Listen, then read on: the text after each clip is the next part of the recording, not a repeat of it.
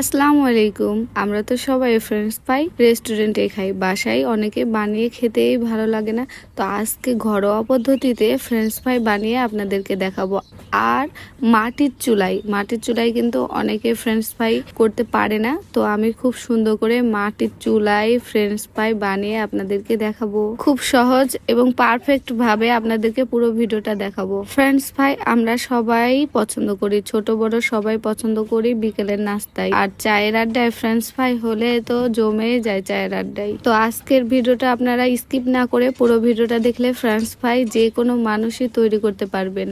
তো পুরো ভিডিওটা পাশে থেকে দেখবেন। প্রথমে তো দেখে দিয়েছে আমি 3টা একই সমান সাইজের আলু নিয়ে নিয়েছি আর সুন্দরভাবে একই সাইজের কেটে নিয়েছি। তারপরে আমি ভালো করে ধুয়ে পরিষ্কার করে আমি কিন্তু গরম পানির মধ্যে 2 মিনিট সেদ্ধ করেছি। ফুটন্ত গরম পানির মধ্যে সামান্য পরিমাণ আমি লবণ দিয়ে দিয়েছি। ফ্রেঞ্চ ফ্রাই কিন্তু অনেকে অনেকভাবে তৈরি করে, আমি কিন্তু রেস্টুরেন্টে যেভাবে তৈরি করে সেটাই আপনাদেরকে দেখাচ্ছি। তো আমি কিন্তু একটা কাপড়ের উপরে সেদ্ধ করা ফ্রেঞ্চ ফ্রাইটা রেখেছি যেন পানিগুলো সব শুকিয়ে নেয়। তারপরে আমি ভাজা শুরু করতেছি। যারা সংসার করেন সবাই জানি আমরা সাংসারিক মেয়েরা কখনোই বেশি অপচয় করি না। তো এখানে আমি কিন্তু ডুবো তেলে ভাজছি না, আমি অল্প অল্প করে দিয়ে অল্প তেলে ভাজছি যাতে তেল অপচয় না হয়।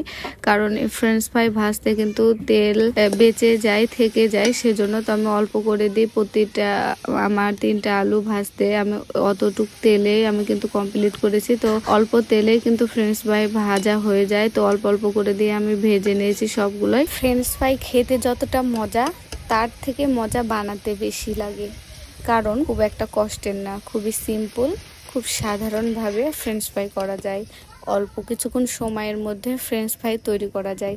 তো আমি এভাবে সবগুলো ফ্রেঞ্চ ফ্রাই খুব ভালো করে লাল লাল করে ভেজে নিচ্ছি। বিকেলের নাস্তা হিসেবে পারফেক্ট 3টি উপকরণেই কিন্তু ফ্রেঞ্চ ফ্রাই তৈরি হয়ে যাচ্ছে। তেল, আলু আর লবণ, আর সাথে খাওয়ার জন্য টমেটো সস থাকলেই জমে ক্ষীর। যারা এখনো খাননি অবশ্যই বাসায় ট্রাই করে দেখবেন।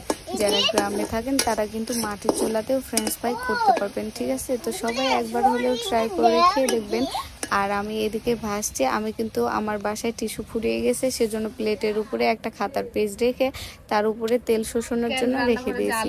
তো আমার ফ্রেঞ্চ ফ্রাই রেডি, সাথে তো টমেটো সস থাকলে জমিয়ে গেল। টমেটো সস দিয়ে খেতে খুবই মজা লাগে। এতে 3টা আলু দিয়ে আমার ভেজে গেছে, খুব সুন্দর অনেকগুলো হয়েছে। একটা আমি খেয়ে আপনাদের সাথে শেয়ার করি। উফ, বিকালে নাস্তা হিসেবে এত টেস্টি একটা দারুণ সুস্বাদু খাবার আর স্বাস্থ্যকর খাবার যা বলার কথা না। সবাই কিন্তু ট্রাই করে দেখবেন। আজ এই পর্যন্তই, সবাই ভালো থাকবেন, সুস্থ থাকবেন। আল্লাহ হাফেজ বন্ধুরা।